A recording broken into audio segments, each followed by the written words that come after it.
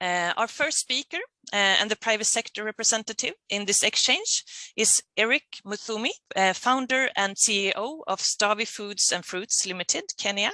Eric has been involved in the SIANI expert group Hidden in Grains.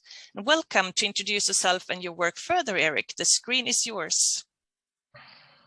Okay, thank you. So I'm Eric Muthomi. I'm based in Nairobi, Kenya. My business is called Stawi Foods and Fruits, which is a processing company that is basically tackling issues of nutrition and at the same time providing access to markets for smallholder farmers in various supply chains that we operate here in Kenya. So we can move to the next slide.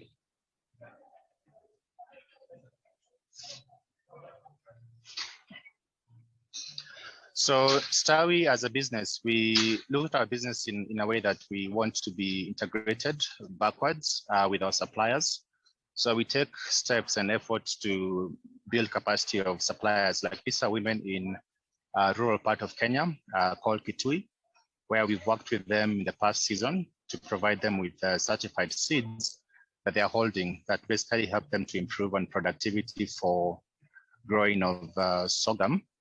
That goes into one of our ingredients at the factory. So we recruit smallholder farmers. Most of them are women. Currently, we have a pool of about 3,000, and we supply them with seeds, plus training and support in order for them to be able to grow food. The other challenge that the farmers are facing is that they are currently encountering climate change. So there's a serious challenge here of drought, and we are trying to emphasize on use of climate smart practices for the farmers to be able to grow food with less resources. Next slide.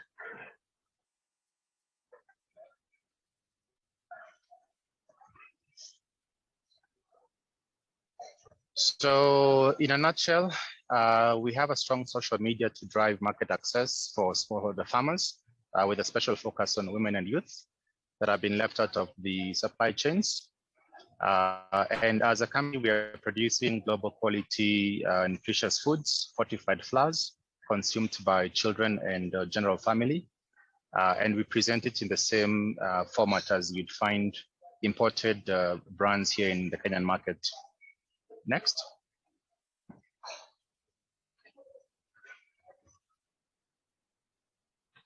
So in terms of the work we do with farmers, just to expand further, we found that the best mode of providing support to farmers, obviously through partners, is by organizing them in groups of up to 25 farmers, whereby we then provide them with the training that they need, plus other inputs. And beyond that, we provide them with post-harvest support. So for instance, we're encouraging them to move from threshing manually to mechanical threshing in order for them to give a better kind of and for the youth that provide these services to get a living from that work. Next slide.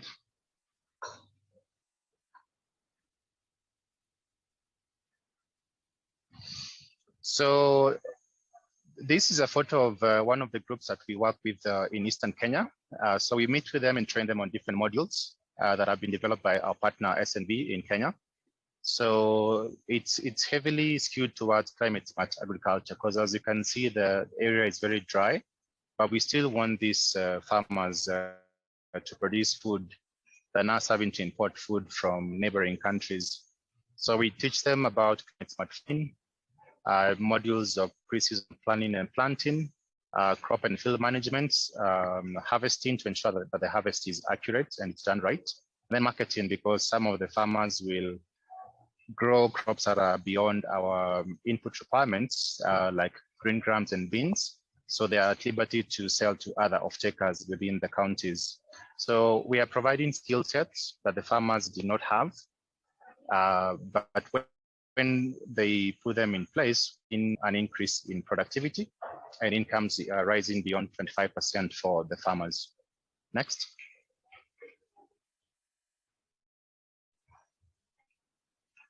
So just to expound further, we also have demonstrations with a team of agronomists. So we've employed young, talented youth that have been trained on agronomy. So basically the technical aspects of food production, they work hand in hand with the farmers to show them how to grow food in tough conditions that are not typical to the Kenyan landscape. Next.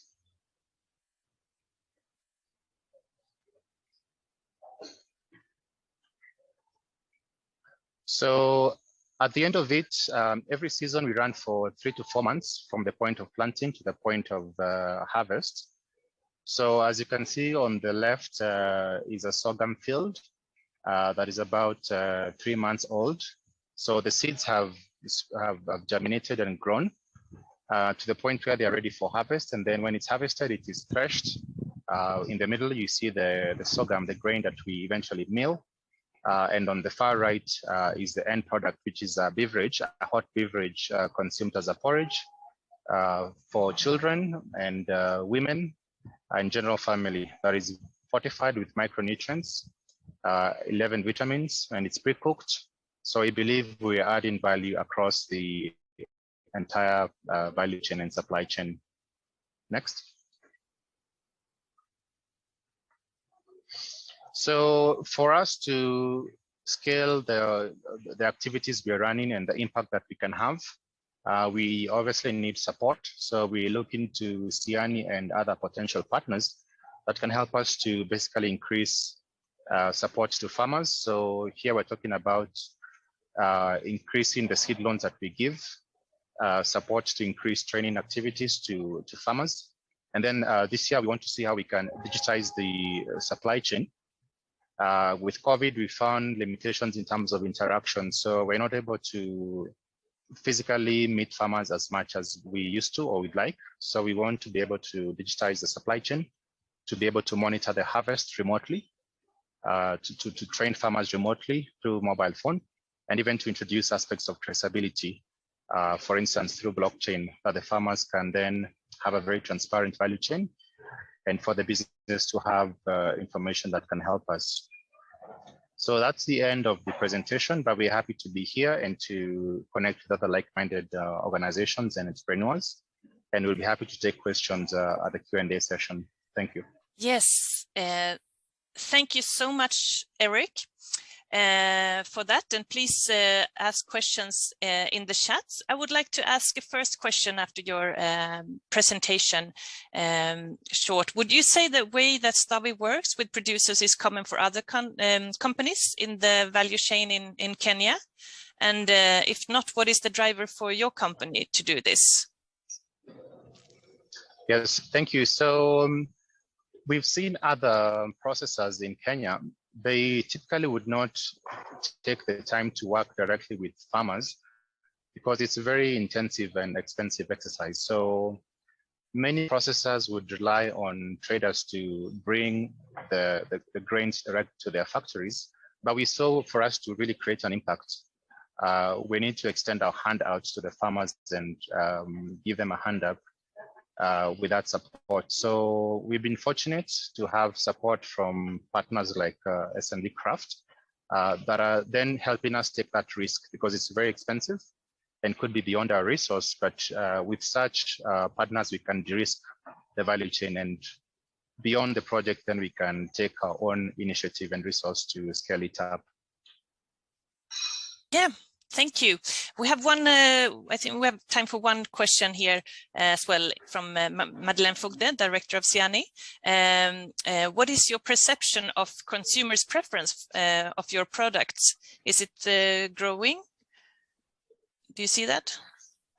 Yeah, sure. So the interesting thing is that consumers here in Kenya and elsewhere, they're now very keen on where the food they are buying is coming from and how it is produced. So for us as a company, when we tell our message and how we've supported farmers and supporting nutrition, we see consumers are responding positively. So when somebody goes to pick up product on a shelf, they can then look back easily on the internet and see what this company is doing.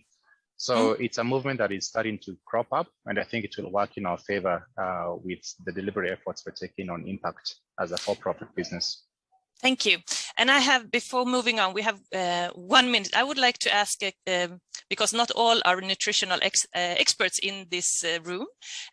So the name of the expert group was Hidden in Grains, and I know there's this expression of hidden hunger. Could you in 1 minute explain what this hidden means, hidden in grains? And